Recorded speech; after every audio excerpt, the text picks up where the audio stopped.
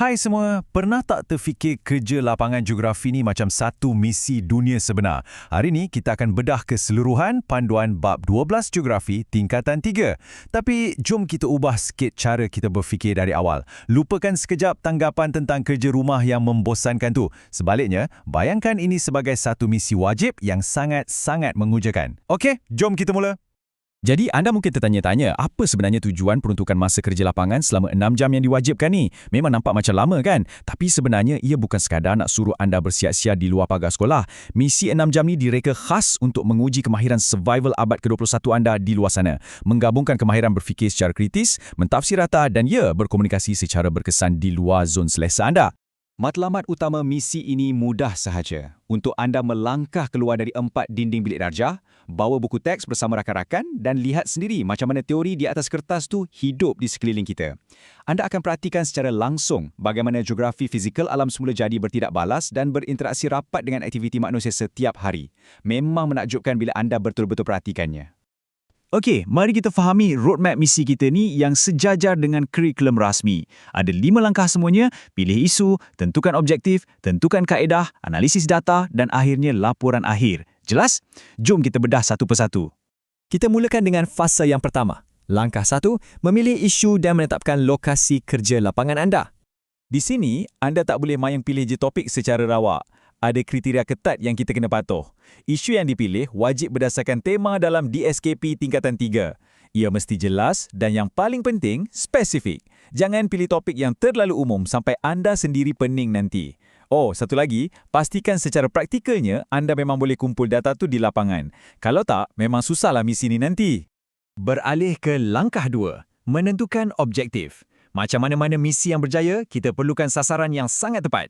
Bila anda merangka objektif, ini rahsianya. Anda wajib mulakan dengan kata kerja khusus. Contohnya macam mengenal pasti, menghuraikan atau menganalisis.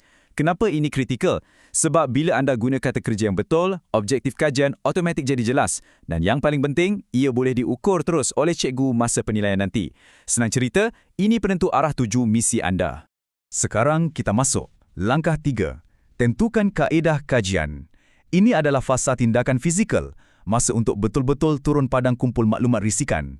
Kaedah pertama yang biasa digunakan ialah pemerhatian. Anda perhatikan persekitaran dan rekod perkaitan antara ciri fizikal dan budaya secara sistematik. Gunakan saja teknologi yang ada kat tangan anda tu, kamera smartphone ke, perakam video ke, untuk kukuhkan bukti visual. Bukti secara langsung ini yang akan jadikan kajian anda kukuh di penghujungnya nanti. Okey, bagi tumpuan sikit di sini sebab ada angka penting yang wajib anda patuhi. Kalau anda nak buat temu bual lesan, pastikan anda cari sekurang-kurangnya 3 orang responden. Tapi kalau anda edar borang soal selidik, anda perlukan sekurang-kurangnya 10 orang responden. Peraturan asas ni memang wajib ikut untuk pastikan data kajian anda tu relevan, sah dan boleh diguna pakai. Kaedah terakhir pula ialah rujukan. Kerja-kerja mengumpul maklumat sekundar daripada buku teks, agensi kerajaan atau internet ni selalunya memerlukan kerja berpasukan. Anda kena duduk bincang dan bekerjasama untuk pastikan bahan rujukan tu betul-betul sokong data kerja lapangan yang anda jumpa tadi. Seterusnya, langkah 4, merekod, mengumpul dan menganalisis data. Fasa analitik kita bermula sebaik sahaja semua data dah disahkan. Di peringkat ini, anda mungkin berdepan dengan berhelai-helai borang dan nota panjang lebar. Jadi apa nak buat? Anda perlu menstrukturkannya. Tukarkan catatan berselerak tu ke dalam jadual yang kemas, kemudian transformasikan nombor-nombor tu jadi visual yang lebih menarik, macam graf bar, graf garisan atau carta pie. Bila anda ubah data mentah jadi bentuk visual begini, anda akan terus nampak corak sebenar dan ia menjadi bukti empirik bagi penemuan kajian anda. Akhirnya, kita tiba di garisan penamat. Langkah 5, penulisan laporan akhir. Ini adalah fasa debriefing misi anda. Laporan akhir ni selalunya wajib ditulis sepenuhnya di dalam bilik darjah. Jadikan senarai kandungan ini sebagai checklist rasmi anda.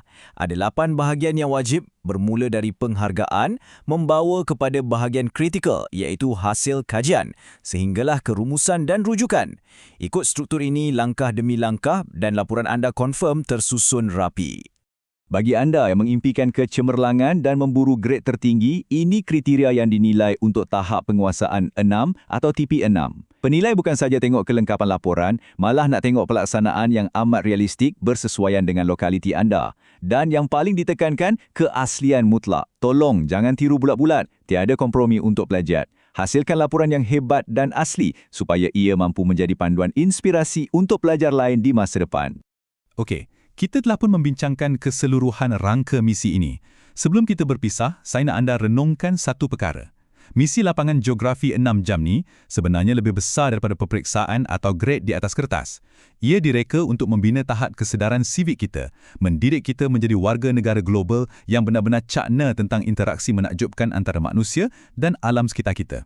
Jadi, adakah anda bersedia untuk mengkaji corak persekitaran yang mungkin sebelum ni anda tak perasan? Selamat berjuang melaksanakan misi lapangan anda.